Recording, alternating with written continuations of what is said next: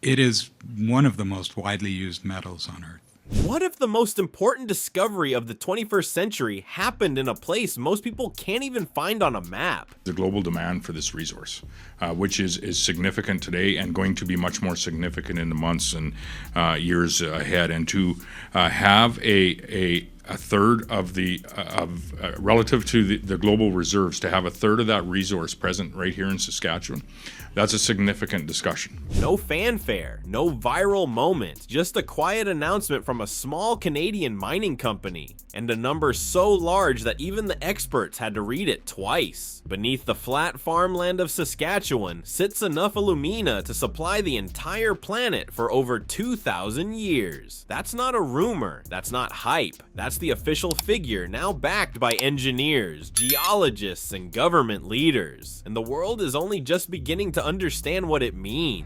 There's a small town in Saskatchewan, Canada called Tisdale. Most people outside of Canada have never heard of it. It's the kind of place surrounded by flat farmland, grain elevators, and long stretches of highway that seem to go on forever. Nothing about it screams global news story. And yet, in January 2026, this quiet corner of the world became the center of one of the most jaw-dropping resource discoveries in modern history. A company called Canadian Energy Metals, a relatively young mining firm that was only incorporated in 2021, had been quietly exploring the land northeast of Tisdale for a few years. They weren't exactly a household name, but what their team pulled out of that ground stopped people cold. Sitting beneath the surface, at depths between just 20 and 50 meters, was a massive deposit of alumina-bearing black shale. And when the numbers came back, nobody could quite believe them. The deposit holds an estimated 6.8 billion tons of alumina, packed inside a broader resource of 49.5 billion tons of material that also contains scandium and vanadium, two other highly valuable critical minerals, all of it compressed into roughly 600 square kilometers of land. To put that into perspective, that single deposit near Tisdale represents approximately 1/3 of the entire world's known alumina supply, from one spot in Saskatchewan. The company named it Project Thor, and honestly, given the scale, the dramatic name kind of fits. Saskatchewan's Premier Scott Moe didn't hold back when he stood up to address the announcement. He said this discovery could one day be talked about the same way people talk about the province's uranium and potash industries. Two sectors that already carry massive global weight. That's a bold claim, but the numbers make it very hard to argue with. Most people have never thought about alumina in their lives, and that makes sense because you never actually see it. But here's the thing, you interact with it every single day without realizing it. Alumina is the raw material that gets turned into aluminum, and aluminum is literally everywhere. It's in the frame of the car you ride in, it's in the body of the plane you fly on, it's in the power lines that bring electricity to your home, it's in electric vehicle batteries, in solar panels, in smartphones, in food packaging, and in the infrastructure being built right now to support the renewable energy systems of the future. If it moves, transmits power, or stores energy, there's a very good chance aluminum is involved, and the demand for it isn't slowing down, it's speeding up. The global push toward electric vehicles and clean energy alone is expected to drive aluminum demand through the roof over the next few decades. EVs use roughly 30% more aluminum than traditional gas-powered cars. Aluminum makes up a major portion of most solar panel structures and mounting systems. The world is essentially betting its clean energy future on a metal that starts its life as alumina. Now here's where it gets uncomfortable. The traditional way of producing alumina starts with bauxite, a reddish tropical ore mined mostly in countries like Guinea, Australia, and Brazil. And that process is notoriously dirty. It produces massive amounts of toxic red mud waste, burns through enormous amounts of energy, and leaves behind environmental damage that can last for generations. That's exactly why what's sitting under Saskatchewan isn't just exciting, it's potentially a game changer, because the Thor deposit isn't bauxite, and the way it can be processed is fundamentally cleaner from the ground up. Now let's talk about the numbers, because this is where things get almost hard to believe. The preliminary economic assessment for the Thor Project came back with figures that made the entire mining industry do a double take. The deposit carries an estimated net present value of $72.3 billion US dollars. The projected after-tax return rate sits at 72%. The initial capital needed to build it out is around $6.3 billion,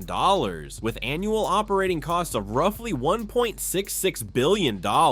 And based on early production models, the deposit could sustain mining operations for over 2,000 years at full capacity. 2,000 years. That's not a typo, but here's the part that doesn't make the headlines as often. And it should. These are projections, not guarantees. The Thor Project is still at a very early stage, and even the company behind it has been upfront about that. What they currently have is classified as an inferred and indicated resource, which means the geology looks promising, but it hasn't been fully proven as an economically viable reserve yet. Before a single ton of alumina gets mined and sold, the company still needs to complete a full feasibility study, engineer and run a demonstration plant, secure financing, and navigate environmental approvals. Geologists have been clear that this process takes years, possibly decades, so the potential here is genuinely massive. But the road between what's in the ground and what ends up in the global market is long, expensive, and far from guaranteed. Here's where the story stops being just about mining and starts being about global power. Right now, a huge chunk of the world's aluminum supply chain runs through China, either directly or indirectly. China produces nearly 60% of the world's primary aluminum, most of it powered by coal. Western countries have been quietly worried about that dependency for years, because when one country controls that much of a critical material, everyone else is essentially at its mercy. Canada has tried to be a reliable alternative. In 2024, Canada supplied 56% of all aluminum imported into the United States. That's a deeply integrated relationship. But then came the tariffs. In June 2025, the US slapped a 50% tariff on Canadian aluminum imports under Section 232, a national security trade law that didn't just raise costs. It forced Canada to start redirecting its exports toward Europe and other markets almost overnight. And right in the middle of all this tension, Prime Minister Mark Carney stepped up and made Canada's position crystal clear. He said Canada will not use its energy or critical minerals as leverage in trade negotiations with the United States. He ruled out cutting off supply entirely, saying Canada honors its contracts. But he also raised a pointed question. Should Canada be deepening its integration with a country that views those very resources as leverage against them?